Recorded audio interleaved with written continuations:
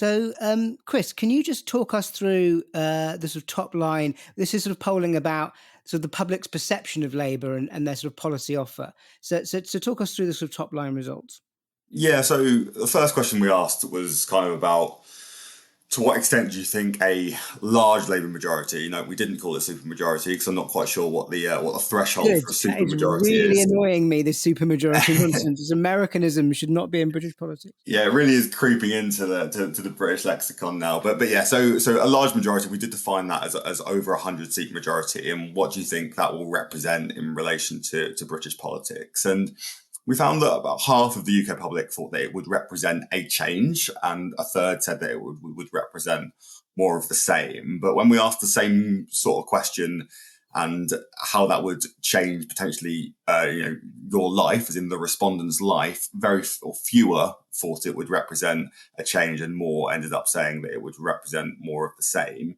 I think that there's probably kind of two main reasons for that. I think the first is that there is just a general disconnect between the public and politicians, and the idea that they can impact positive change, I think, seems to be low. If I'm not sure if it's necessarily got lower, but it definitely seems to be low. And then equally, I think that Labour have been very cautious and very honest that they feel that their hands might be quite financially tied when, or if rather, they are to enter government.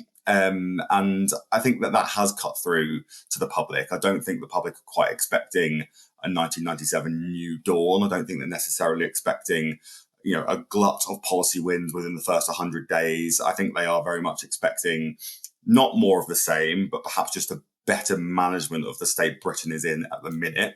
And possibly, there is this idea within these numbers that if Labour do end up commanding a very large majority in the House of Commons, that could perhaps translate into future general election victories where they might be able to do more things. But I think for now, I think there is an assumption from the public that it's going to be relatively cautious, and therefore it might not impact them individually quite in the way that other changes of governments perhaps have.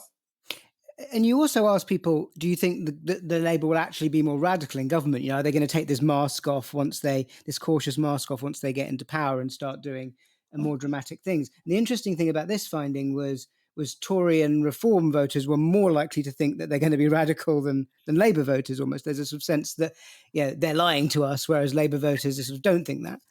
Yeah, I mean, I think the interesting thing behind this question, or perhaps where we could take it next, would be to what extent, as you kind of alluded to, Sam, there is a desire for more radical politics, and whether it is kind of a positive radical government that those Labour voters that say that they think Labour might be radical in government are perhaps wanting, versus the negative radicalism that perhaps those Conservative and Reform voters think. The British public overall are completely divided down the middle on whether they think Labour will end up more radical in government. It does feel to perhaps coin a Euro 24 Southgateism that perhaps the handbrake won't come off, but the public aren't all that bothered about that at the minute. And as you say, those that do think that Labour may end up being more radical in government do tend to be driven by those Conservative and Reform UK voters who are probably not going to be that happy with it. Although Reform UK voters do behave in some slightly strange ways, I think, in opinion polling, and they are equally looking for some sort of change. This might not quite be the change that Keir Starmer and the Labour Party are proposing. It's also interesting, as you say, it's pretty finely balanced on that question about more radical or cautious. It's 39% say that they'll govern more radically in office than they currently appear. 38% they'll govern as currently appear, and don't knows is 23. So it is interesting that that's so finely balanced, isn't it? It is, yeah. But as I say, I think that appears more finely balanced almost because of Reform and Conservative voters definitely sort of believing that Labour will perhaps be, I guess, to boil it down to a really basic level, more left-wing in government, and probably not particularly liking that or finding that particularly appealing, almost as if, yes, they are kind of lying to the electorate at the moment. I think what's important there, radical is good and bad to different people. Radical exactly. Is like, yeah, okay, fine. That's useful. Radical is like, there's probably lots of more left-wing people who are very disappointed Labour won't be more radical, and there's people on the right for whom the word radical is terrifying.